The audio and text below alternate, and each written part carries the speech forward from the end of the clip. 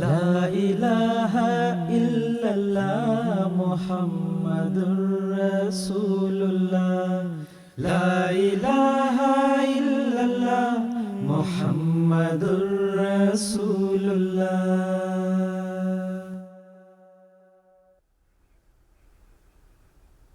اعوذ باللہ من الشیطان الرجیم، بسم اللہ الرحمن الرحیم۔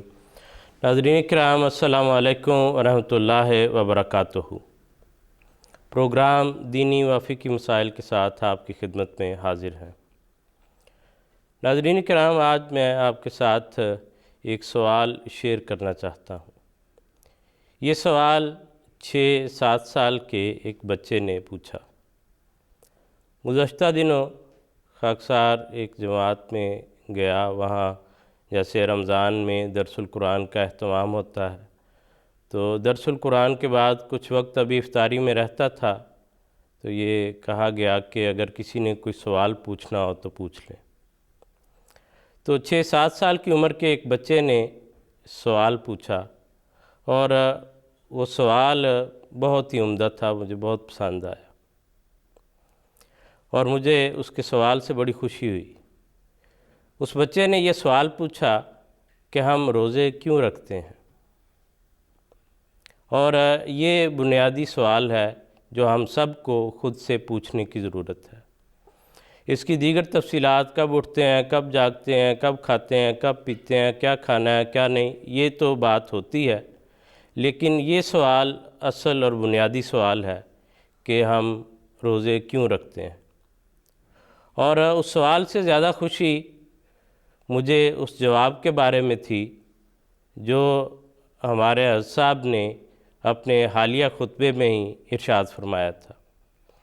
تو خاکسار نے اسی حوالے سے وہاں بھی بتایا کہ حضور نے اپنے 10 جون کے حالیہ خطبے میں ارشاد فرمایا، حضور نے خطبے کے شروع میں یہ آیت پڑھی کہ یا ایھا الذین آمنوا کتب علیکم الصیام کما کتب علی الذین من قبلکم لعلکم تتقون۔ حضور نے آیت کریمہ کے ترجمے کے بعد فرمایا کہ اس آیت میں اللہ تعالیٰ نے ایک ایسی بات کی طرف توجہ دلائی ہے جو ہماری دنیا و عاقبت سنوارنے والی ہے، اور وہ بات ہے لعلکم تتقون۔ حضور نے فرمایا پس روزوں کی فرضیت کی اس لیے اہمیت نہیں ہے کہ اسلام سے پہلے مذاہب میں بھی روزے مقرر کیے گئے تھے، بلکہ اہمیت اس بات کی ہے کہ تاکہ تم تقوی اختیار کرو، تاکہ تم برائیوں سے بچ جاؤ۔ تو ناظرین کرام، بلا شبہ روزے رکھنا ایک نیکی ہے اگر اس نیکی کی بنیاد تقوی ہو تو، جیسے کہ سیدنا حضرت اقدس مسیح موعود علیہ السلام نے فرمایا ہے کہ ہر ایک نیکی کی جڑ یہ اتقاء ہے، اگر یہ جڑ رہی سب کچھ رہا ہے۔ یہی ایک فخر شان اولیاء ہے، بجز تقوی زیادت ان میں کیا ہے، مجھے تقوی سے اس نے یہ جزا دی، فسبحان الذی اخذ العادی۔ ناظرین کرام، آپ دیکھ رہے ہیں پروگرام دینی و فقہی مسائل۔ یہ پروگرام لائیو ہے، انٹریکٹیو ہے، آپ براہ راست فون کر کے، ای میل کے ذریعے، ٹویٹر کے ذریعے، واٹس ایپ کے ذریعے ہم سے رابطہ کر سکتے ہیں، اپنے سوالات ہمیں بھجوا سکتے ہیں۔ گزشتہ ہفتے بھی یہ پروگرام پیش کیا گیا تھا، اور ہمارے ناظرین کی طرف سے بڑی بھرپور شرکت اس میں رہی، اور خاص طور پر ناظرین نے واٹس ایپ کے ذریعے اپنے بہت سے سوالات بھجوائے۔ اسی طرح بعض دوستوں نے کال کر کے پوچھے۔ میں یہ عرض کرنا چاہتا ہوں کہ واٹس ایپ کے ذریعے بھی آپ کے سوالات پہنچ جاتے ہیں، لیکن اگر آپ براہ راست کال کریں اسٹوڈیو میں تو اس سے آپ اپنی بات کو شاید زیادہ وضاحت سے پیش کر سکتے ہیں، اور اگر ہمیں کوئی اور اس میں پہلو آپ سے پوچھنا ہو یا آپ نے علماء کرام سے پوچھنا ہو تو وہ آپ اسی وقت ان سے وضاحت کر کے پوچھ سکتے ہیں۔ دوسری بات جو میں عرض کرنا چاہتا ہوں ان کالز کے تعلق میں کہ ایم ٹی اے کی ایک امتیازی شان یہ بھی ہے کہ یہاں کال کرنے والے پر کوئی بوجھ نہیں پڑتا۔ اگر اخراجات کی، مالی معاملات کی بات کریں طریق یہ ہے کہ آپ ہمارے اسٹوڈیو میں کال کرتے ہیں، اسٹوڈیو میں آپ اپنا نمبر لکھوا دیتے ہیں اور واپسی یہاں سے آپ کو دنیا کے کسی بھی ملک میں کسی بھی کونے میں ہے تو یہاں سے آپ کو فون کیا جاتا ہے، اس لیے فون کرنے میں آپ پر کوئی ایسی جو اضافی بوجھ ہے وہ بھی آپ پر نہیں پڑے گا۔ ہمارے آج کے اس پروگرام میں جو علماء کرام شرکت فرما رہے ہیں ان میں یہاں لندن اسٹوڈیوز میں ہمارے ساتھ ہیں مکرم محترم مولانا ظہیر احمد خان صاحب، اور ٹیلی فون لائن پر شریک گفتگو ہوں گے استاذ المکرم جناب مبشر احمد کالم صاحب مفتی سلسلہ۔ ناظرین کرام، جو سوالات آپ کے اس دوران میں موصول ہو چکے ہیں ان سے ہم بات کا آغاز کریں گے اور پھر آپ کی فون کال جو ہے وہ براہ راست اسٹوڈیو میں ہم یہاں ریسیو کریں گے۔ خان صاحب، مشہود احمد بٹ صاحب نے لندن سے یہ فون کر کے ہم سے یہ سوال پوچھا تھا، لکھوایا تھا یہ سوال اپنا، کہ وہ کہتے ہیں کہ آنکھ کے آپریشن کے نتیجے میں ہر 4 گھنٹے بعد دوائی ڈالنی پڑتی ہے، اس کے علاوہ کوئی ایسی تکلیف یا بیماری نہیں ہے، تو کہتے ہیں اس بارے میں کیا حکم ہے روزے کے دوران؟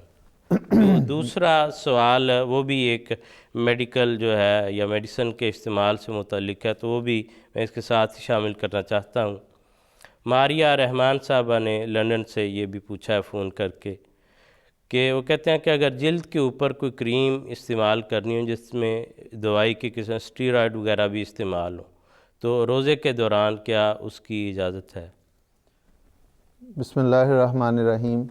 جہاں تک تو اس پہلے سوال کا تعلق ہے کہ اس میں آنکھ میں دوائی ڈالنی پڑتی ہے روزے کے دوران، تو اس میں دوائی تو الگ بات، احادیث سے یہ ثابت ہے کہ حضرت صلی اللہ علیہ وسلم نے سرما لگانے کی بھی اجازت نہیں دی روزے کے دوران۔ حضرت مسیح موعود علیہ الصلوۃ والسلام سے بھی پوچھا گیا تو حضور نے ایک تو سرمے کے بارے میں یہ فرمایا کہ مکروہ ہے، کیا ضرورت ہے رات کے وقت لگا لیں، اور دن کے وقت جو اس بارے میں پوچھا گیا کہ اگر کوئی آنکھ میں دوائی ڈالنا چاہے تو حضور نے فرمایا کہ یہ سوال غلط ہے، اصل بات سوال یہ ہے کہ وہ بیمار ہے، آنکھ کی بیماری بھی بیماری ہے، اور اگر کوئی شخص اس سے یہ سمجھتا ہے کہ وہ بیماری ایسی نہیں ہے یا ڈاکٹر اسے یہ کہتے ہیں، کیونکہ بیماری کا اصل فیصلہ تو ڈاکٹر نے کرنا ہوتا ہے کہ روزہ جو ہے وہ اس بیماری کو بڑھائے گا یا اس کے لیے برا ثابت ہوگا یا اچھا ثابت ہوگا۔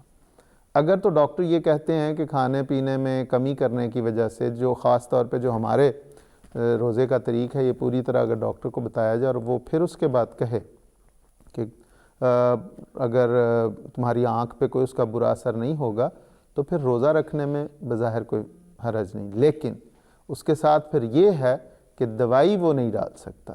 روزے کے وقت میں آنکھ میں دوائی ڈالنا بھی منع ہے، اور اس سے یہ ہے کہ آنکھ اور حلق اور یہ سارے آپس میں رابطے ہوتے ہیں، آنکھ میں ڈلی ہوئی دوائی بھی اس کا اثر منہ کے اندر جاتا ہے، اس لیے اس کو منع کیا گیا ہے۔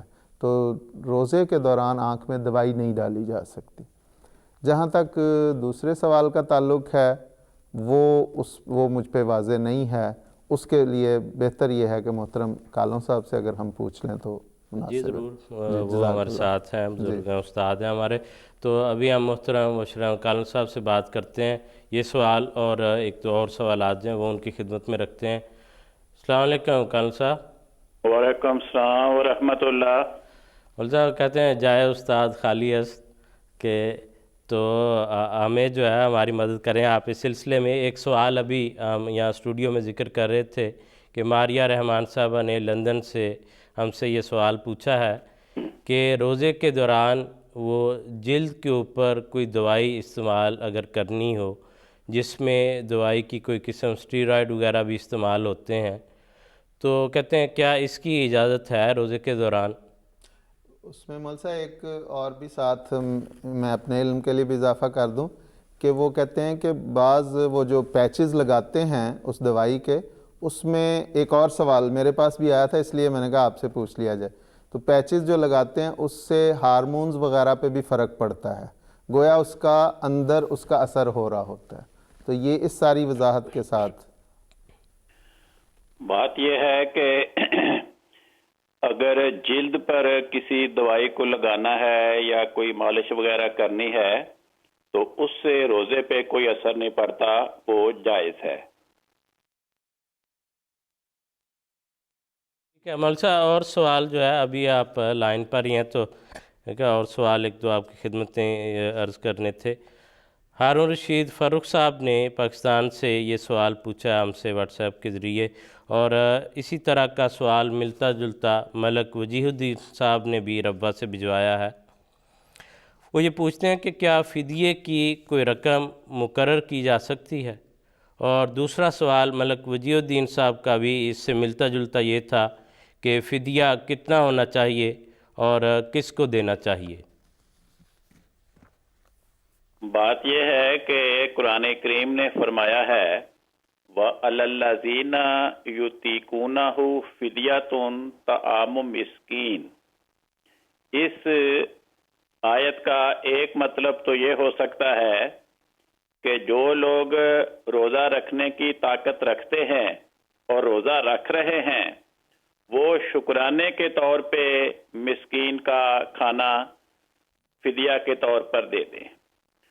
دوسرا ترجمہ اس آیت کا یہ ہو سکتا ہے کہ جو لوگ روزہ رکھنے کی طاقت نہیں رکھتے. گرامر کے اعتبار سے اس لفظ کے دونوں ترجمے ممکن ہیں. تو قرآن کریم نے ایسا لفظ استعمال فرمایا جس میں ان تمام مطالب کی جامعیت سمو دی گئی. تو فرمایا کہ جو لوگ روزہ رکھنے کی طاقت نہیں رکھتے وہ ایک مسکین کا کھانا فدیہ کے طور پہ دے دیا کرے. اب کوئی انسان امیر ہوگا، کوئی غریب ہوگا.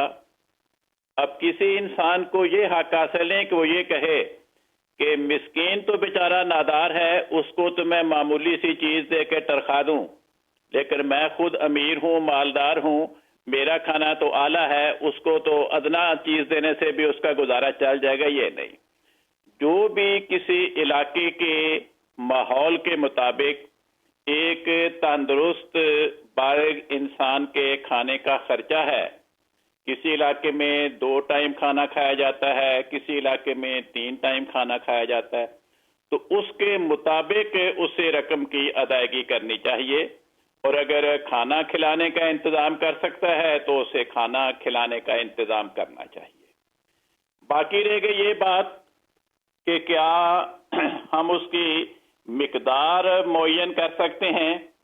تو مقدار کا معین کرنا تو اتنا درست نہیں ہو سکتا، کیونکہ ہر علاقے کے اور ہر خاندان کے ہر فرد کے حالات جدا جدا ہوتے ہیں. لیکن اگر ضرورت محسوس ہو کہ لوگ اس میں کوئی کوتاہی کا ارتکاب کر رہے ہیں تو پھر فدیے کی کم از کم رقم نظام جماعت کی طرف سے مقرر کرنے میں بھی کوئی حرج کی بات نہیں. باقی رہ گئی یہ بات کہ کس کو دیا جائے. تو قرآن کریم نے فرمایا مسکین کو دیا جائے. قطع نظر اس بات کے کہ وہ مسکین مسلمان ہے یا غیر مسلم ہے، نیک ہے یا نیک نہیں ہے، وہ روزہ رکھتا ہے یا نہیں رکھتا، اس بات کو شریعت نے ملحوظ خاطر نہیں رکھا. صرف یہ بیان فرمایا کہ وہ مسکین ہے، حقدار ہے، مالی امداد کا مستحق ہے تو اس کو دو. کسی کی مالی امداد کرتے ہوئے اس بات کو نہیں دیکھا جائے گا اسلامی شریعت کی نگاہوں میں کہ اس کی اعتقادی حیثیت کیا ہے، اس کے میرے ساتھ تعلقات کی کیا حیثیت ہے، اس کے عمل اور کردار کی کیا حیثیت ہے. صرف یہ دیکھا جائے گا کہ کیا وہ مسکین ہے یا نہیں ہے، کیا وہ میری مالی امداد کا حقدار ہے یا نہیں ہے. بہت شکریہ، احسن الجزا. سوالات جو ہیں وہ ناظرین کی طرف سے ابھی بھی ہمیں ساتھ ساتھ بھی آ رہے ہیں. اس سے پہلے بھی جو ہے بعض سوالات جو آپ نے بھجوا رکھے ہیں ان کو ہم نے یہاں اپنے پاس نوٹ کیا ہے اور وہ اپنے علماء کرام کی خدمت میں ہم عرض کریں گے. اگلے سوال پوچھنے سے پہلے ایک ای میل میں ایک دوست نصیر احمد صاحب ناروے سے، انہوں نے ایک بات پوچھی تھی، وہ ضمناً میں اس کی وضاحت کر دوں۔ وہ کہتے ہیں کہ کیا دعا کے ساتھ فرمانے کا لفظ استعمال کرنا مناسب ہے؟ نصیر صاحب بات یہ ہے کہ یہ بلا شبہ درست نہیں ہے کہ کہا جائے کہ دعا فرمائیں، کیونکہ دعا تو اللہ تعالیٰ کے حضور ایک عرض ہے، ایک گزارش ہے، ایک عاجزی اور تذلل کے نتیجے میں اپنی گزارشات کو پیش کیا جاتا ہے، اپنی حاجات کو پیش کیا جاتا ہے۔ اس لیے فرمائے گا تو کوئی بھی نہیں خدا کو، اور نہ ہی جو دعا کر رہا ہے، جو اپنی حاجت مانگنے جا رہا ہے کسی سے، اس کے ذہن میں بھی یہ خیال نہیں ہوتا کہ وہ فرما رہا ہے کسی کو۔ یہ غالباً اس طرح یہ ہو جاتا ہے کہ یہ ذہن میں ہوتا ہے کہ مثلا حضرت صاحب کو وہ دعا کے لیے لکھتے ہیں، تو وہ حضرت صاحب کے مقام اور مرتبے کے لحاظ سے ان کو مخاطب کرتے ہوئے فرمانے کا لفظ استعمال کرتے ہیں، نہ کہ کوئی اللہ تعالیٰ کے متعلق کسی کو یہ شک شبہ ہوگا کہ گویا اللہ تعالیٰ کو کوئی بات جو وہ فرمانے کے رنگ میں کہی جائے گی۔ بہرحال حضرت خلیفۃ المسیح رابع رحمہ اللہ نے، مجھے یاد ہے، اس بات کی وضاحت فرمائی تھی، اور یہی فرمایا تھا کہ اس کے ساتھ یہ لفظ اس طرح سے استعمال نہیں کرنا چاہیے، اور میں نہیں سمجھتا کہ کوئی بھی احمدی یا کوئی بھی جو دعا کروانے والا ہے وہ اس خیال سے یہ لفظ استعمال کرتا ہے۔ یہ ایک عدم توجہ کے نتیجے میں جو ہے وہ لفظ استعمال ہو جاتا ہے، اس لیے بہرحال احتیاط کرنی چاہیے اس کے متعلق بھی۔ خاصا اگلا سوال آپ کی خدمت میں یہ پیش ہے، بلال حسان صاحب نے ہری پور ہزارہ سے ہمیں یہ سوال بھجوایا اپنا۔ وہ کہتے ہیں ہمارا بازار ہم سے 1.5 گھنٹے کے فاصلے پر ہے، اور ہم کچھ ماہ بعد وہاں جاتے ہیں خریداری وغیرہ کے لیے، تو کیا یہ سفر شمار ہوگا، روزہ نہیں رکھا جائے گا؟ 1.5 گھنٹے کے فاصلے پہ ہے تو وہ تو اگر تو ان کی روٹین کا کاموں میں سے ہے، تو مثلا روزانہ جانا ہو یا ڈیلی کے کاموں میں سے ہے، تو پھر تو وہ روٹین شمار ہوگا اور سفر نہیں۔ لیکن جس طرح اس میں انہوں نے کہا ہے کہ خاص طور پہ وہ چونکہ ہری پور کا علاقہ ہے، اور اگر اس کو سامنے رکھیں تو وہ ایسا علاقہ ہے کہ وہ 1.5 گھنٹے کا سفر کوئی معمولی نہیں ہے، اور خاصا سفر، اور خاص طور پہ وہ روٹین سے ہٹ کے ہے۔ اور وہ بالکل اسی طرح ہے کہ ہم یہاں پہ ہمارے پاس سہولت بھی ہے، ہم بعض اوقات کسی دور کے علاقے میں شاپنگ کے لیے چلے جاتے ہیں، نارمل ہم اپنے قریب کے علاقوں میں کرتے رہتے ہیں، اور روٹین سے ہٹ کے ہم دور کے علاقے میں جاتے ہیں۔ یا پاکستان میں بھی لوگ ربوہ رہنے والے جو ہیں وہ ربوہ کے بازار سے روٹین کی شاپنگ کرتے ہیں، لیکن مہینے میں 1 دفعہ یا 2 مہینے بعد روٹین سے ہٹ کے جب وہ لاہور یا سرگودا یا فیصل آباد جاتے ہیں تو وہ سفر شمار ہوگا۔ بالکل اسی طرح ہری پور کے علاقے کو سامنے رکھتے ہوئے وہ 1.5 گھنٹے کا جو سفر ہے وہ سفر ہوگا، اور خاص طور پہ اس لیے کہ وہ ان کے روٹین کے کاموں میں نہیں ہے، بلکہ وہ روٹین کے کاموں سے ہٹ کے ہے۔ مہینے میں وہ 1 دفعہ یا 1 آدھ دفعہ جاتے ہیں وہاں پہ۔ جی ٹھیک، جزاک اللہ خان صاحب۔ کالر ہیں ہمارے ساتھ لائن پر، ان سے ہم بات کرتے ہیں۔ خالدہ رانا صاحبہ جرمنی سے ہمارے ساتھ ٹیلی فون لائن پر ہیں، ان سے بات کریں گے۔ السلام علیکم۔ جی السلام علیکم ورحمۃ اللہ۔ جی میں ایم ٹی کی پوری ٹیم کو سلام پیش کرتی ہوں، اور اللہ میاں آپ کو جزا دے، اور پیارے آقا کو خدمت میں بہت بہت سلام پیش کرتی ہوں۔ میرا سوال یہ ہے کہ پچھلی ویک میں نے سنا تھا کہ کسی نے پوچھا تھا کہ والدین کے جو چھوٹے روزے ہیں وہ ہم بچے رکھ سکتے ہیں، یعنی کہ ان کی اولاد، جبکہ ہم میں خود اس عمر میں ہوں، تو میں خود عمر درازہ ہوں اور انسولین لگاتی ہوں دن میں 4 دفعہ، تو میں خود اپنے روزے نہیں رکھ سکتی، تو میں فدیہ دیتی ہوں، اور مجھے علم بھی نہیں ہے کہ میرے والدین کے کچھ روزے چھوٹے تھے یا نہیں تھے، تو کیا ہم ان کا فدیہ دے سکتے ہیں؟ اور اگر آپ کی اجازت ہو ایک چھوٹا سا سوال اسی کے ساتھ میں اور شیئر کر دیتی ہوں کہ کیا ہمارے بچوں پہ پھر ہمارے روزے فرض ہوں گے لازمی، کہ وہ ہمارا ایک، جیسے بتایا تھا کالو صاحب نے کہ ایک قرض ہے والدین پہ، تو وہ آپ کو ادا کرنا ہوگا، تو یہاں کے یورپ کے بچے جو ہیں تو کیا ان کو یہ نصیحت کرنی پڑے گی، یا کیا برائے مہربانی یہ دونوں سوالوں کا جواب دے؟ اللہ تعالیٰ آپ کو بہت جزائے خیر دے اور بہت برکتوں سے نوازے، ہمارے ایم ٹی او کو اور جماعت کو، خدا تعالیٰ دن دگنی رات چگنی ترقی دے۔ آمین، جزاک اللہ۔ بہت شکریہ آپ کے سوالات کا، آپ کی دعاؤں کا بھی شکریہ۔ ہم چلتے ہیں ان سوالات کے یا اس سوال کے جواب کے لیے محترم مبشرہ کالن صاحب کے پاس اور ان سے بات کرتے ہیں۔ السلام علیکم کالن صاحب۔ وعلیکم السلام ورحمۃ اللہ۔ مول صاحب، یہ ہماری بہن محترمہ خالدہ رانا صاحبہ جرمنی سے فون لائن پر ہمارے ساتھ تھیں اور انہوں نے یہ سوال پوچھا ہے۔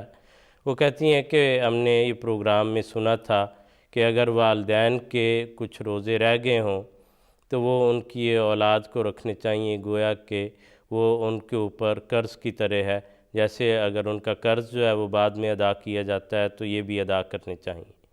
وہ وضاحت یہ کرتی ہیں کہ اگر ہمیں یہ علم ہی نہیں کہ ہمارے والدین کے کتنے روزے رہ گئے تھے تو اس کا کیا ہوگا۔ پھر دوسری صورت وہ کہتی ہیں کہ میں خود عمر کے اس حصے میں ہوں کہ بڑی عمر ہے اور بیماری کی کیفیت بھی ہے، انسولین لگاتی ہوں، تو میں ان کے روزے کس طرح رکھوں گی۔ تو اگر روزے نہیں رکھ سکتے تو کیا پھر ان کی طرف سے فدیہ ادا کرنا چاہیے۔ اور دوسری بات انہوں نے یہ کی ہے کہ مثلاً اگر جیسے وہ خود بیمار ہیں اور ان کے اپنے روزے رہ جاتے ہیں تو کیا ان کے بچوں پر یہ فرض ہوگا کہ وہ آگے ان کے روزے مکمل کریں، اور اس کے لیے بچوں کو کس طرح سمجھانا چاہیے، کیا ان کو نصیحت کرنے کی یہاں یہ ضرورت ہے، بتانے کی ضرورت ہے۔ تو براہ کرم ان سوالات کے بارے میں اگر آپ وضاحت فرما دیں۔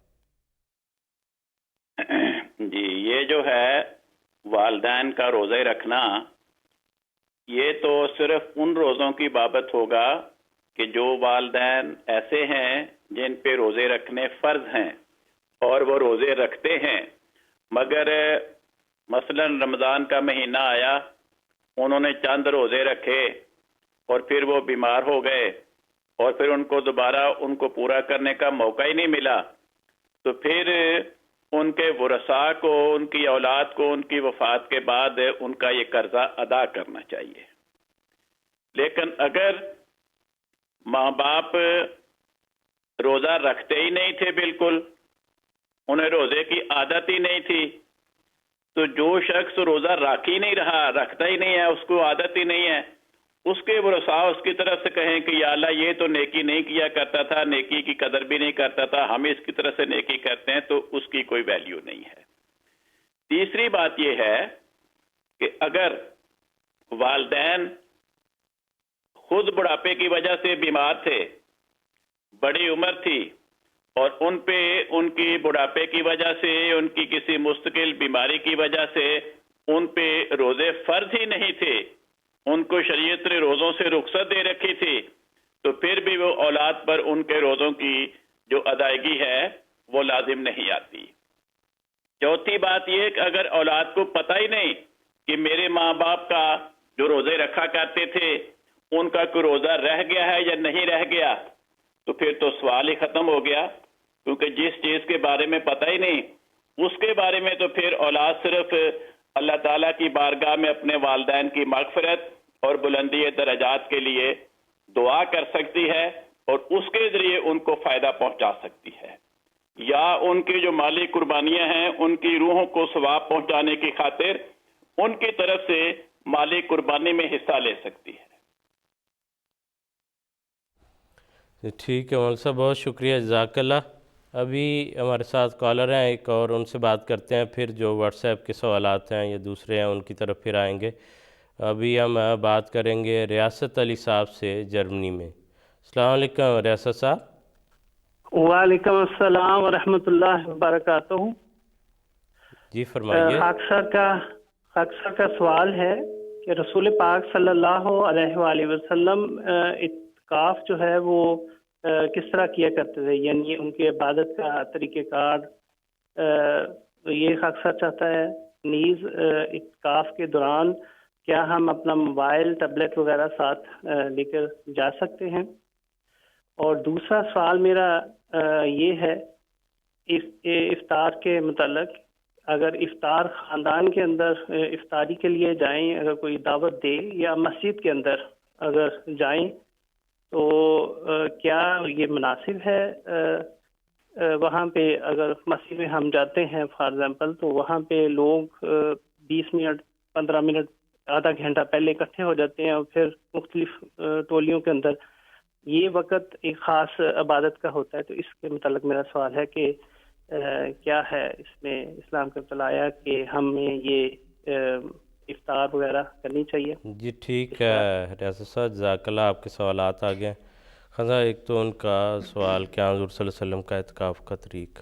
حضرت صلی اللہ علیہ وسلم کا اعتکاف کا طریق جو ہے وہ حضور صلی اللہ علیہ وسلم 20 رمضان کی فجر کی نماز پڑھنے کے بعد حضور اپنے معتکف میں تشریف لے جاتے تھے، اور پھر چاند طلوع ہونے پر، شوال کا چاند طلوع ہونے پر حضور اپنے معتکف سے باہر آتے تھے. باہر آنے سے مراد یہ ہے کہ حضور کا معتکف جو ہے وہ مسجد میں تیار ہوتا تھا، ایک چادروں سے یا ایک حجرہ ٹائپ، اور اس میں حضور عبادت کرتے تھے. نماز کے لیے مسجد میں بھی تشریف لاتے اور زیادہ وقت حضور کا اسی میں ہوتا، اور اس میں حضور مختلف عبادات جس میں نمازیں، نوافل، تلاوت قرآن کریم، یہ کثرت کے ساتھ. اور حضور صلی اللہ علیہ وسلم کا حضرت عائشہ رضی اللہ تعالیٰ عنہ کی روایت ہے کہ حضور جب رمضان میں بڑی مجاہدہ شروع ہو جاتا تھا، اور جب آخری عشرہ آ جاتا تھا تو حضور کا تو جس طرح کہتے ہیں نا اردو میں کہ کمر کس لیتے ہیں، اس طرح حضور عبادات کے لیے اپنی کمر کس لیتے تھے. اور اعتکاف میں جو حضور کا گزرتا تھا اس میں کثرت کے ساتھ یہ عبادات ہوتی تھی. لیکن اس کے ساتھ یہ کہ حضور بعض روایات میں آتا ہے کہ حضور کی ازواج ملنے بھی مسجد میں تشریف لے جاتی تھی حضور سے ملاقات کرنے. اور جو اسی لیے اعتکاف کے لیے یہ اس کے آداب میں سے شامل ہے کہ اعتکاف اصل میں ہے دنیا سے الگ ہو کے، دنیاوی معاملات سے الگ ہو کے صرف خالصتاً اللہ تعالیٰ کی عبادت اور اللہ تعالیٰ کے ذکر و اذکار کے لیے وہ وقت گزارا جاتا ہے. اس لیے جتنا زیادہ سے زیادہ اس میں اللہ تعالیٰ کے ساتھ ذکر کی عبادت کی جائے، اللہ تعالیٰ کے ساتھ تعلق قائم کیا جائے، وہ ہے. اور یہی حضور صلی اللہ علیہ وسلم کا اسوہ تھا ہمارے لیے.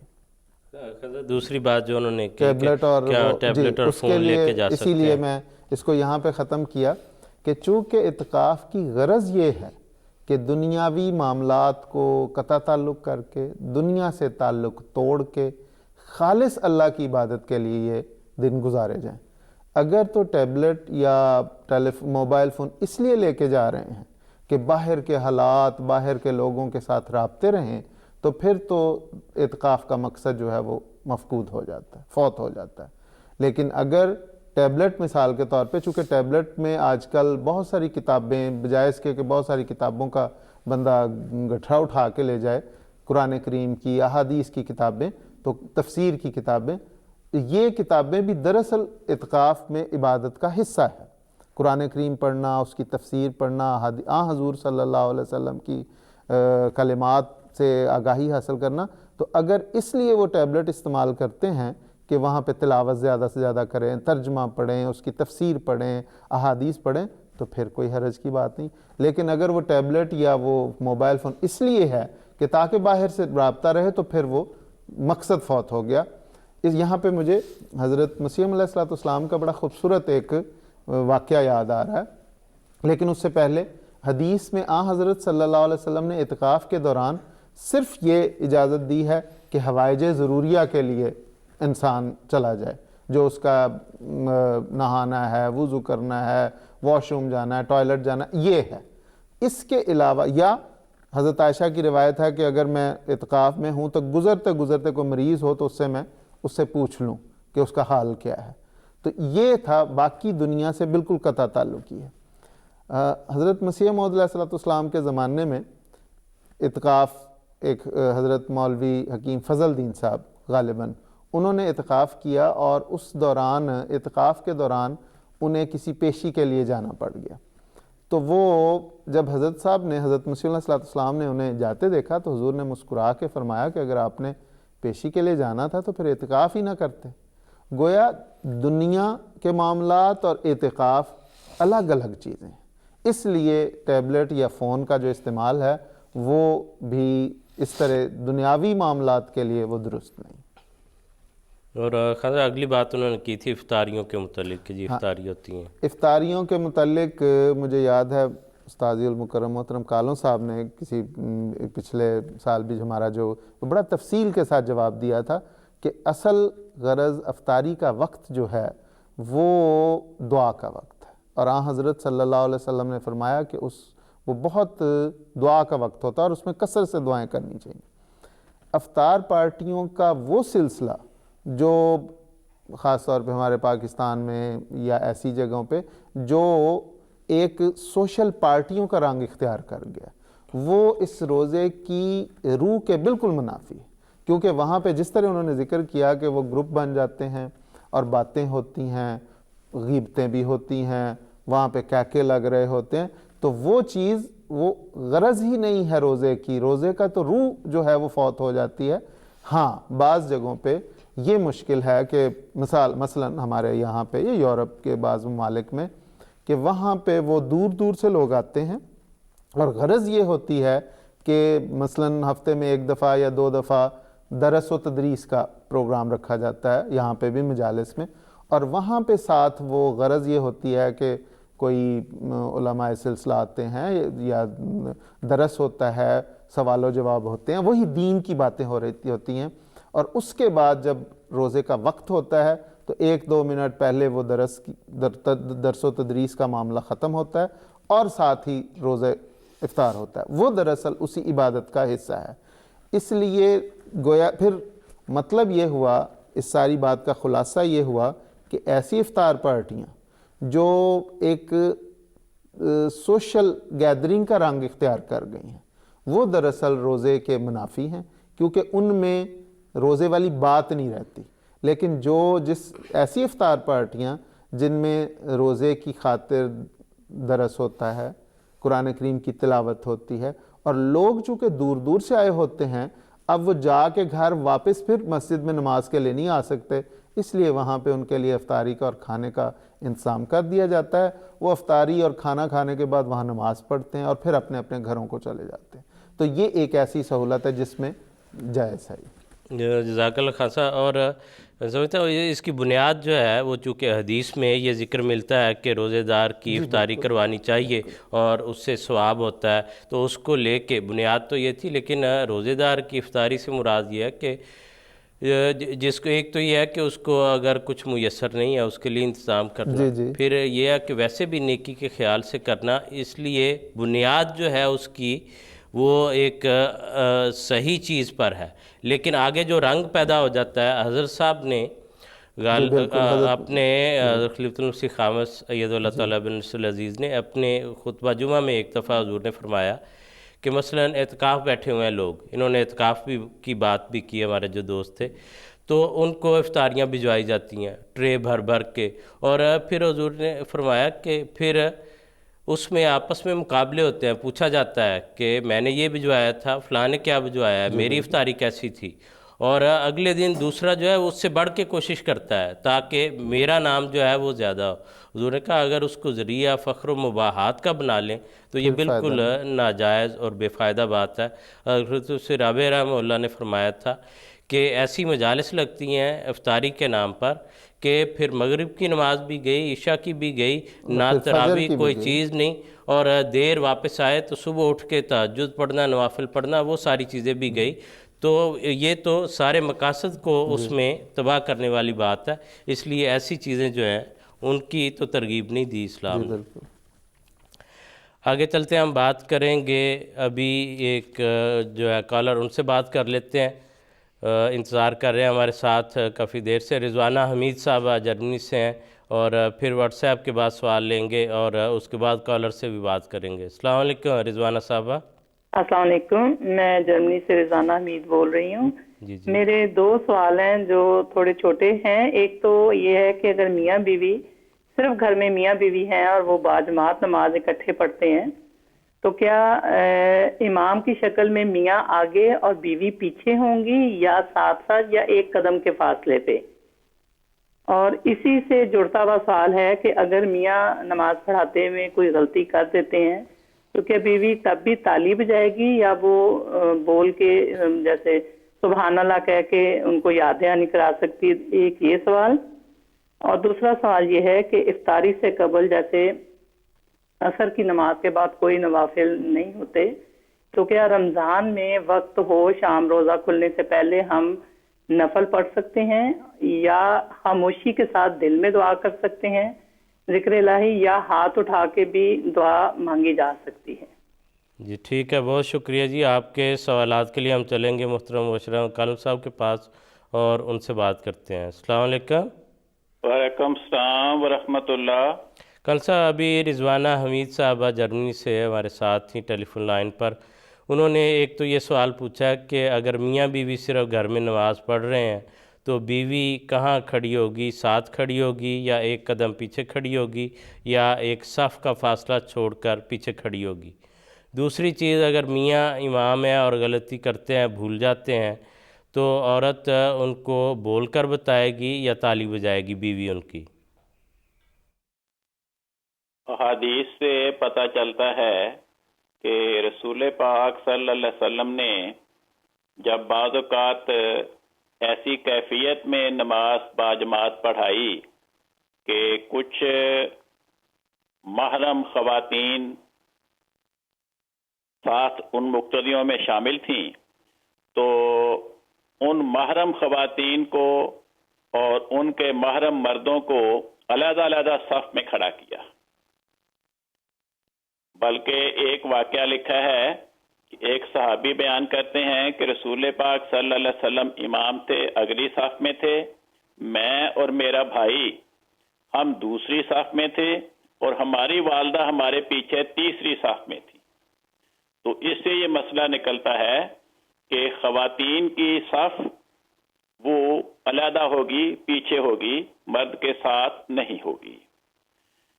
دوسری بات یہ کہ اگر خاوند نماز پڑھا رہا ہے امام کے طور پر، مقتدی صرف بیوی ہے اور خاوند تلاوت میں کہیں بھول گیا، تو کیا وہ اس کو لقمہ دے یا نہ دے؟ حدیث میں جو لکھا ہے کہ مسجد میں اگر نماز باجماعت ہو رہی ہو تو امام کی غلطی کا پتہ چلنے پر مرد سبحان اللہ کہیں اور عورتیں تالی بجائیں. لیکن اگر گھر میں میاں بیوی نماز باجماعت پڑھ رہے ہیں تو اس کے بارے میں مجھے تاحال کوئی ایسی حدیث نہیں مل سکی. اس لیے میں قیاس کے طور پر یہ کہہ سکتا ہوں، اپنی ذاتی رائے کے طور پر، کہ اگر صرف گھر میں میاں اور بیوی امام اور مقتدی ہیں تو پھر امام کے بھولنے پر وہ حدیث کہ عورت تالی بجائے وہ اس صورتحال پہ چشمہ نہیں ہوتی. اس لیے پھر بیوی اگر اسے آیت یاد ہے وہ لقمہ دے سکتی ہے. ملسہ ایک اور سوال ان کا یہ تھا، وہ کہتی ہیں کہ رمضان کے دنوں میں عصر کے بعد بھی وقت ہوتا ہے تو کیا نوافل پڑھے جا سکتے ہیں یا خاموشی سے دعا کی جا سکتی ہے دل میں، یا ہاتھ اٹھا کے اور بھی دعا کی جا سکتی ہے؟ جی، رسول پاک صلی اللہ علیہ وسلم نے عصر کی نماز کی ادائیگی کے بعد سے لے کر سورج غروب ہونے تک نفل نماز پڑھنے سے افراد امت کو منع فرمایا ہے. باقی احادیث سے پتہ چلتا ہے کہ جو غروب آفتاب کے قریب کا وقت ہوتا ہے رمضان کے مہینے میں، اس وقت کا دعا کی قبولیت کے ساتھ بڑا گہرا تعلق ہے. اس لیے عصر کی نماز کے بعد انسان کو تلاوت قرآن کریم، درود شریف، دعاؤں اور استغفار میں اپنا وقت بسر کرنا چاہیے. جو جو غروب آفتاب کا وقت قریب ہوتا جائے گا اس میں دعا کی قبولیت میں اضافہ ہوتا چلا جاتا ہے. تو اس لیے اس بات کی طرف ہمیں توجہ دینی چاہیے کہ ہم اس وقت آپس میں گپ شپ اور لطیفہ بازی کرنے کی بجائے دعاؤں کی طرف اپنے آپ کو متوجہ کریں. جزاک اللہ کالم صاحب، بہت شکریہ. آگے چلتے ہیں، جو سوالات ہمیں موصول ہو رہے ہیں واٹس ایپ وغیرہ کے ذریعے ان میں سے سوال لیتے ہیں. خان صاحب، مسز احمد صاحبہ ہیں یو کے سے، انہوں نے یہ پوچھا ہے کہ کیا حاملہ اور مرضعہ کو، یعنی دودھ پلانے والی جو عورت ہے، بعد میں کسی وقت میں اپنے سب روزے جو رہ گئے ہوں وہ رکھنے ہوں گے. مثلا حمل کا مدت ہے، دودھ پلانے کا ہے، پھر وہ پریگننٹ ہو گئی ہیں، پھر وہ سلسلہ چلتا ہے، لمبا عرصہ گزرتا ہے، تو کیا اس کے متعلق حکم ہے؟ یہ وسیم صاحب یہ تو دائمی مریضہ میں آئیں گی، کیونکہ بعض اوقات یہ 10 سال 12 سال کا سلسلہ ہوتا ہے کہ عورت پریگننٹ ہوئی 9 مہینے پریگننسی کے، اس کے بعد 2 سال دودھ پلایا اور اس دوران پھر پریگننسی ہو جاتی ہے، پھر خاتون، تو یہ جن کے بچے 3 4 ہوتے ہیں وہ اس طرح اگر مسلسل ہوتے ہیں تو اس میں 10 12 سال کا عرصہ گزر جاتا ہے. اور 10 12 سال کا نہ بھی ہو تو 3 سال کا بھی عرصہ جو ہے تو وہ پھر بعد میں ان روزوں کو رکھنا بڑا مشکل ہو جاتا ہے. اسلام نے لا یکلف اللہ نفسا الا وسعہا کی تعلیم دی ہے کہ کسی جان پہ بھی اس کی طاقت سے بڑھ کے بوجھ نہیں ڈالا، تو اس لیے وہ دائمی مریض کے طور پہ فدیہ ادا کر دے گی تو اس کی طرف سے وہ کافی ہے. لیکن اگر کسی وقت اسے جتنے روزے رکھنے میسر ہوں تو وہ روزے رکھ لے، فدیے کا اس کو دیے ہوئے فدیے کا بھی ثواب ملے گا، کیونکہ حضرت مسیح موعود علیہ السلام نے فدیے کا ایک یہ بھی معنی بیان فرمایا ہے کہ فدیے کی غرض ایک یہ بھی ہے کہ وہ چونکہ رمضان کے بابرکت مہینے میں دوسرے لوگوں کے ساتھ اس نیکی میں شامل ہونے سے محروم رہا ہے، اس لیے اس پہ فدیہ ہے. تو اگر وہ فدیہ بھی دے دے اور کسی وقت بعد میں 2 3 سال بعد بھی جتنے روزوں کی توفیق اسے ملے وہ رکھ لے تو اس میں بالکل درست اور جائز اور یقیناً ثواب کا باعث ہے. جزاک اللہ خان صاحب. جو سوالات ہمیں موصول ہوئے ہیں، ایک میسنجر کے ذریعے ہمیں سوال بھیجا تھا آصف توحید روف صاحب نے کینیا سے. آپ نے یہ سوال پوچھا ہے کہ اگر کیلنڈر میں 1 رمضان مثلا 7 جون کو ہے تو اس کا مطلب ہے چاند 6 جون کو نظر آئے گا، لیکن اور کیلنڈر جو ہے حساب لگا کے پہلے وہ بن جاتے ہیں، چھپ جاتے ہیں. کہتے ہیں لیکن اگر 5 کو ہی چاند نظر آ جائے تو پھر کیا ہم کیلنڈر کے مطابق جائیں گے یا پہلے رمضان کا آغاز ہوگا؟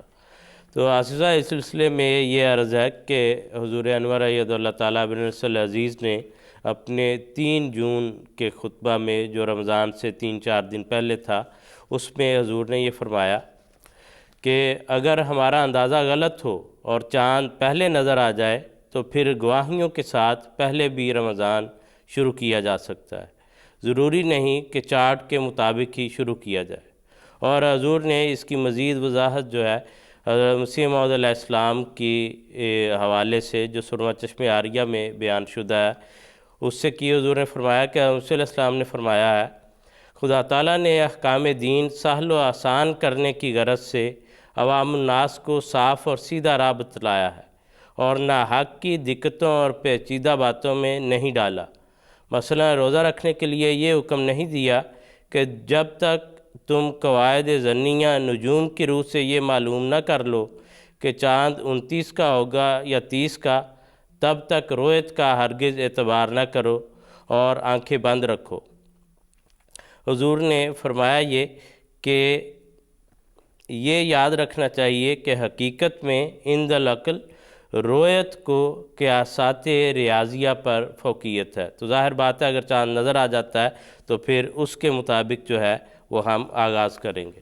دوسرا سوال آپ نے یہ بھجوایا تھا کہ اگر 6 جون کو ایسا معلوم ہو کہ چاند 2 دن کا ہے اور ہم 1 روزہ پیچھے ہیں تو پھر کیا کیا جائے؟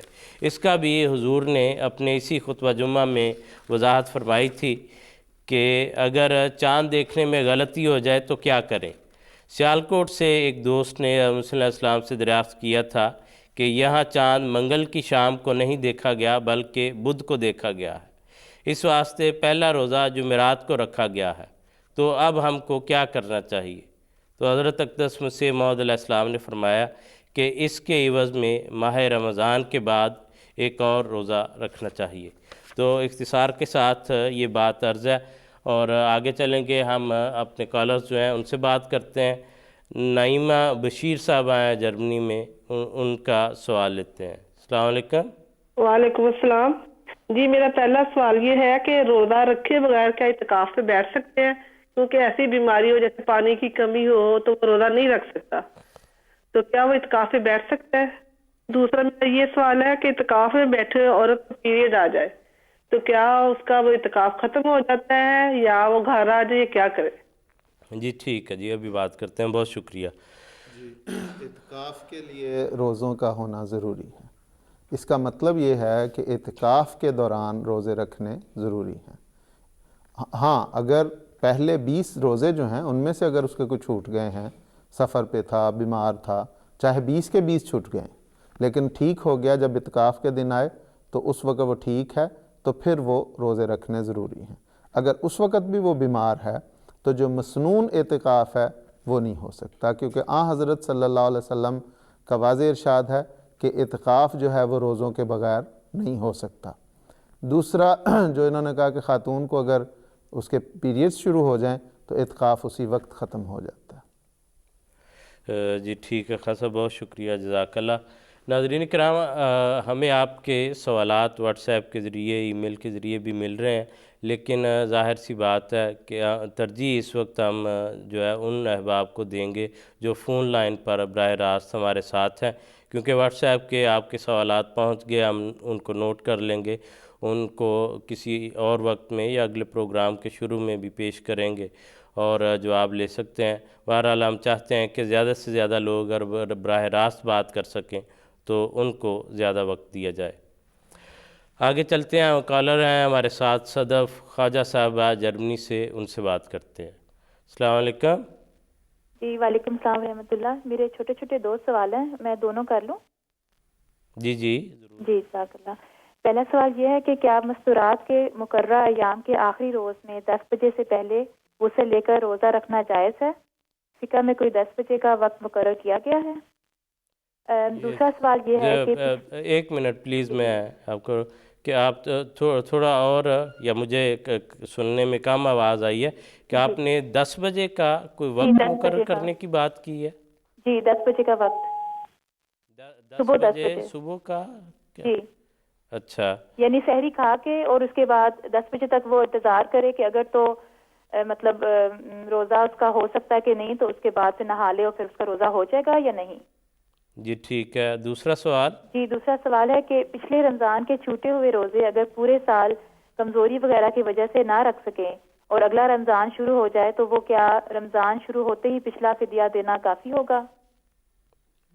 جی ٹھیک ہے، مختصر طور پر ان کے دونوں سوالات کا اگر آپ بیان کرتے ہیں۔ پہلا جو ہے اس کا تو مجھے تو کہیں ایسی کوئی نہیں میں نے پڑھا کہ جو اس کے ایام ہیں، پیریڈ کے ایام، جب تک وہ اس سے پاک صاف نہیں ہوتی اس وقت تک وہ روزے نہیں رکھے گی۔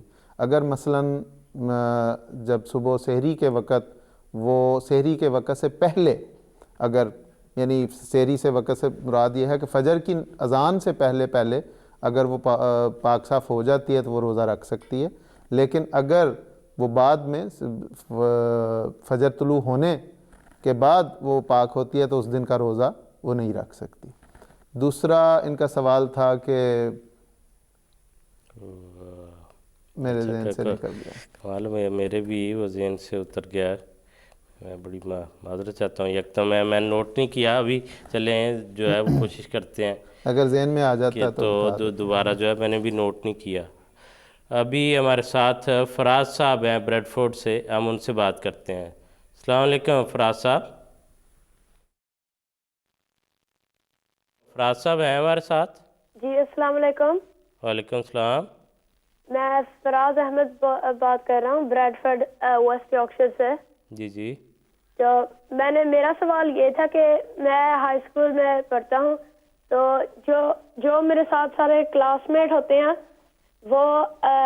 وہ میرے سے پوچھتے ہیں کہ آپ کیوں نہیں روزہ رکھتے، تو میں ان کو بتاتا ہوں جو ہمارے جماعت کا ویو ہے، لیکن پھر وہ مجھے کہتے ہیں کہ آپ کوئی قرآنی آیت یا حدیث ہمیں کوئی بتا سکتے ہیں جس سے ہمیں یہ پتہ چل جائے۔ تو میرا سوال یہی تھا کہ کوئی قرآنی آیات یا حدیث ہے کہ وہ قرآن صاحب کا تو آبویسلی نہیں مانتے، ان کا تو نہیں کوٹ دے سکتے، تو میں یہ پوچھ رہا تھا۔ جی ٹھیک ہے بیٹا، شکریہ، آپ کا سوال آ گیا۔ ابھی ہم محترم کالم صاحب سے بات کرتے ہیں اور اس کے بارے میں پوچھتے ہیں۔ السلام علیکم کالم صاحب۔ وعلیکم السلام ورحمۃ اللہ۔ کل صاحب ابھی ایک بچہ ہم سے بات کر رہا تھا، فراز احمد، وہ کہتے ہیں کہ اسکول میں میرے دوست کہتے ہیں کہ آپ روزے کیوں نہیں رکھتے، تو کہتے ہیں میں نے جواب دیا کہ بچوں پر روزے نہیں ہوتے فرض، تو کہتے ہیں اس کے جواب میں وہ کہتے ہیں کہ کوئی آیت کوئی حدیث جو ہے وہ ہمیں بتائیں. تو اس سلسلے میں اجمالاً یہ بات عرض ہے کہ روزے رکھنے کی کیا عمر ہے، بچوں کے متعلق کیا ہدایت ہے؟ جی، روزے رکھنے کے لیے تو انسان کا بالغ ہونا ضروری ہے، اور بلوغت کی عمریں ہر انسان کے اعتبار سے، اس کی صحت کے اعتبار سے، علاقوں کے اعتبار سے، وہاں کی آب و ہوا اور خوراک کے اعتبار سے مختلف ہو جاتی ہے.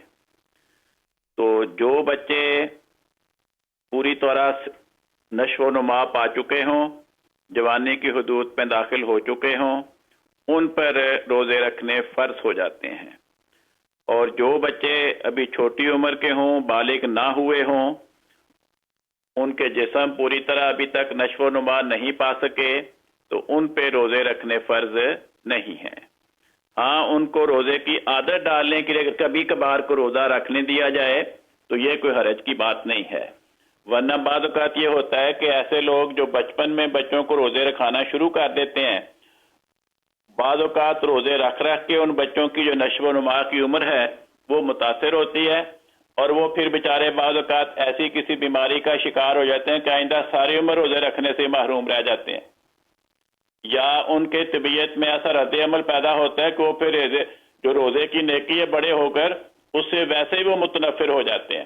تو اس لیے بچوں کو اگر کبھی کبھی شوق دلانے کے لیے روزہ رکھنے کی اجازت دی جائے تو ٹھیک ہے، ورنہ روزے تو بلوغت کی عمر کے بعد ہی فرض ہوں گے.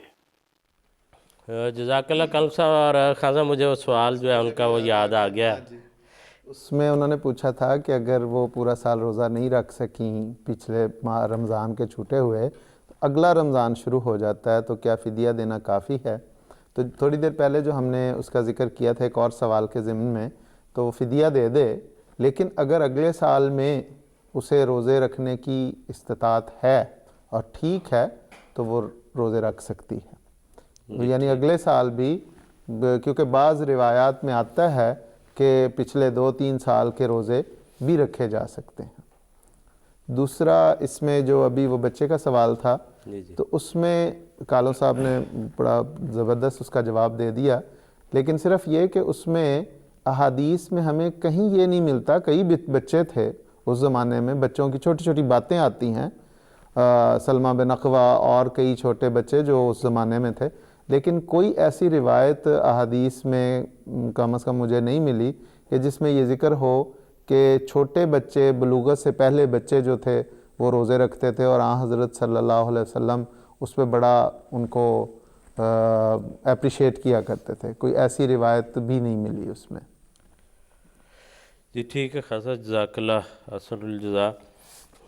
یہ سوال ہمارے پاس ہے ڈاکٹر احمد المجیب صاحبہ، لاس اینجلس امریکہ سے. آپ نے یہ ای میل کے ذریعے پوچھا ہے کہ اگر سفر کی وجہ سے کسی کے کچھ روزے رہ جاتے ہیں تو کیا اس پر بھی فدیہ ہوگا؟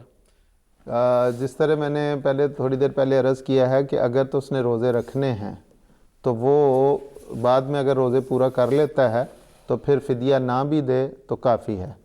لیکن حضرت مسیح موعود علیہ السلام کے ایک ارشاد کی روشنی میں حضرت مسلم اور رضی اللہ تعالیٰ عنہ کا حضرت صاحبزادہ مرزا بشیر احمد صاحب نے بھی اس پہ نوٹ لکھا ہے کہ اس سے اگر وہ وَعَلَى الَّذِينَ يُطِيقُونَهُ فِدْيَةٌ طَعَامُ مسکین جو ہے وہ دراصل اس بات کا بھی فدیہ ہے کہ وہ اس بابرکت مہینے میں اس نیکی سے محروم رہا. تو اس لیے اگر وہ فدیہ کی طاقت رکھتا ہے تو وہ فدیہ بھی دے دے اور بعد میں روزے بھی رکھ لے. اور حضرت مسیح علیہ السلام نے یہ بھی اس میں بیان فرمایا کہ فدیہ دراصل اس لیے بھی ہے کہ تا اللہ تعالیٰ اس کو روزے رکھنے کی توفیق عطا فرما دے. تو اس لیے یہ فدیے کے بہت سارے فوائد ہیں. اس لیے جو اس کی استطاعت رکھتا ہے، مالی استطاعت جو رکھتا ہے، اسے فدیہ بھی دینا چاہیے اور بعد میں روزے بھی پورے کر لینے چاہیے. جی خاصا جزاک اللہ. کہ میں نے کہا اگر آپ نے اور تفصیل دیکھنی ہو، پڑھنی ہو تو تفسیر کبیر جلد دوم صفحہ 379 پر بھی مسلم اور رضی اللہ تعالیٰ عنہ نے یہ ذکر فرمایا کہ مسافر بھی جو ہے وہ فدیہ دے گا جس طرح باقی لوگوں نے وہ دینے ہیں، اور بعد میں وہ روزے بھی رکھ سکتا ہے۔ آگے چلیں گے، ہم بات کرتے ہیں، ہمارے ساتھ مطہر چودھری صاحب ہے امریکہ سے۔ السلام علیکم مطہر صاحب۔ وعلیکم السلام جی فرمائیے۔ میں سوال پوچھنا تھا کہ کیا روزہ میں آپ نماز قصر کر سکتے ہیں؟ جی ٹھیک ہے، ہاں صاحب، روزے میں نماز قصر ہو سکتی ہے؟ بات دراصل یہ ہے کہ اگر احادیث اور حضرت مسیح موعود علیہ السلام کے ارشادات پڑھیں تو روزے کے لیے حضرت مسیح موعود علیہ السلام نے 3 دن کا رکھا ہے کہ اگر کوئی شخص کسی جگہ پہ 3 دن کا مسافر ہے تو وہ 3 دن سے کم مسافر ہے، 3 دن یا اس سے کم مسافر ہے تو وہ روزے نہ رکھے، اگر 3 دن سے زیادہ ہے تو وہ روزے رکھ لے۔ اور دوسری طرف نماز کے متعلق احادیث میں بھی اور حضرت مسیح علیہ السلام کا بھی ارشاد ہے کہ 14 دن تک قصر ہو سکتی ہے، اگر 14 دن سے وہ زیادہ رہ رہا ہے تو پھر قصر نہیں ہے۔ اس لیے اگر کوئی شخص مسافر ہے اور 3 دن سے زیادہ اس کا وہاں پہ قیام ہے اور وہاں پہ سحری اور افطاری کے سہولت میسر ہے تو وہ روزے رکھے گا، اور اگر اس کا وہ سفر جو ہے یا وہ قیام جو ہے 14 دن سے کم ہے تو وہ دوسری سہولت سے فائدہ اٹھاتے ہوئے نماز قصر کر لے گا۔ لیکن اگر اس کا 15 دن یا اس سے زیادہ ہے قیام تو پھر وہ روزے بھی رکھے گا اور نماز بھی پوری پڑھے گا۔ جزاک اللہ۔ ابھی ہم محترم کالم صاحب سے بات کرتے ہیں، آخری چند منٹ ہیں اور ان سے ہم پوچھتے ہیں۔ السلام علیکم کالم صاحب۔ وعلیکم السلام ورحمۃ اللہ۔ یہ کسی دوست نے یہ پوچھا ہے کہ کیا فدیہ اپنے عزیز رشتہ داروں کو بھی دیا جا سکتا ہے؟ جی دیا جا سکتا ہے جی۔ اور اسی طرح کا ایک سوال جرمنی سے کسی نے نام نہیں اپنا لکھا، تو انہوں نے یہ پوچھا کہ صدقہ بھی کیا عزیز رشتہ داروں کو دیا جا سکتا ہے؟ جی احادیث میں لکھا ہے کہ اگر کسی عام مستحق کو صدقہ دیا جائے تو اس کا صرف صدقے کا ثواب ملے گا، اور اگر اپنے کسی رشتہ دار کو صدقہ دیا جائے تو اس کا ڈبل ثواب ملے گا، ایک صدقے کی ادائیگی کا اور دوسرے رشتہ دار سے حسن سلوک کا۔ اس لیے رشتہ دار کو صدقہ دینا اور رشتہ دار کی مالی امداد کرنا یہ انسان کو دوہرے ثواب کا حقدار بناتا ہے۔ جی ٹھیک ہے، جزاک اللہ کالم صاحب، بہت شکریہ۔ ناظرین کرام، پروگرام کا وقت اپنے اختتام کو پہنچ رہا ہے۔ میں صرف ان دوستوں کی تسلی کے لیے جنہوں نے واٹس ایپ پر، ای میل کے ذریعے، ٹویٹر کے ذریعے اپنے سوالات بھجوائے ہیں، ان کے ناموں کا کسی حد تک ذکر کر دیتا ہوں، کیونکہ سارے دوست بڑے محبت سے، بڑے پیار سے، بڑے جوش سے جو ہے جذبے کے ساتھ وہ شریک ہوتے ہیں پروگرام میں، تو کسی کو یہ شبہ نہ ہو کہ شاید میرا سوال نہیں پہنچا، لیکن وقت بہرحال محدود ہے اور ترجیح جو ہے وہ ہم لائیو پروگرام میں بہرحال جو براہ راست کال کرتے ہیں ان کو ہم دیتے ہیں۔ آپ کے سوالات ہمارے پاس ہیں، جیسے ہمیں جو ہے مثلا نعیم شاہ صاحب نے یہ سوال جو ہے نیروبی کینیا سے بھیجا ہے، فاروق صاحب نے یو کے سے، صالحہ کوکب صاحبہ نے انڈیا سے، محمد بلال صاحب ربوہ سے، بشیر صدیقی صاحب کراچی سے آپ نے سوال ارسال کیے ہیں، امت الرافع صاحبہ جرمنی سے، سلمہ سعید صاحبہ کینیڈا سے، نور اب وہ ان کا مکمل نہیں ہے، ٹنڈو والا یار سندھ سے، انہوں نے محمودہ یونس صاحبہ انڈیا سے، تو اسی طرح آج بھی جو ہے حاجی محمد صاحب نے یوگنڈا سے، وسیم شاہد صاحب نے تھائی لینڈ سے۔ تو میں صرف یہ تسلی دلانا چاہتا ہوں کہ آپ سب کے سوالات ہمیں مل رہے ہیں، بہرحال وقت محدود ہے، جتنے ہم زیادہ سے زیادہ شامل کر سکتے ہیں وہ کریں گے، آئندہ بھی اسی طرح سوالات میں سے ہم لیتے رہیں گے۔ آخر پر ایک بار پھر جو حضرت صاحب کا جو پیغام تھا خطبہ جمعہ کا، اس کی طرف لوٹ کے، کیونکہ بنیاد وہ ہے، تو وہ میں ایک دفعہ پھر ایک حصہ جو ہے وہ عرض کرنا چاہتا ہوں کہ حضرت صلی اللہ علیہ وسلم نے فرمایا، حضور نے 10 جون کے خطبہ جمعہ بیان کیا، خدا تعالیٰ کو تمہیں صرف بھوکا رکھنے کی کوئی ضرورت نہیں، روزے کا اصل مقصد تو یہ ہے کہ تم تقوی میں ترقی کرو. یہ تقوی تمہاری نیکیوں کے معیار بھی بلند کرے گا، یہ تمہیں مستقل نیکیوں پر قائم بھی کرے گا اور اللہ تعالیٰ کا قرب بھی دلائے گا، اور اسی طرح گزشتہ گناہ بھی معاف ہوں گے. حضور نے فرمایا کہ جب گزشتہ گناہ معاف ہو جائیں اور پھر تقوی کو اختیار کر کے انسان اس پر قائم ہو جائے تو ایسا انسان یقیناً رمضان میں سے گزرنے کے مقصد میں کامیاب ہو گیا، بلکہ اس نے اپنی زندگی کا مقصد پا لیا. اگلے ہفتے پھر اسی وقت ملاقات ہوگی. اجازت دیجیے. السلام علیکم ورحمۃ اللہ وبرکاتہ. لا الہ الا اللہ محمد رسول اللہ. لا الہ الا اللہ محمد رسول اللہ.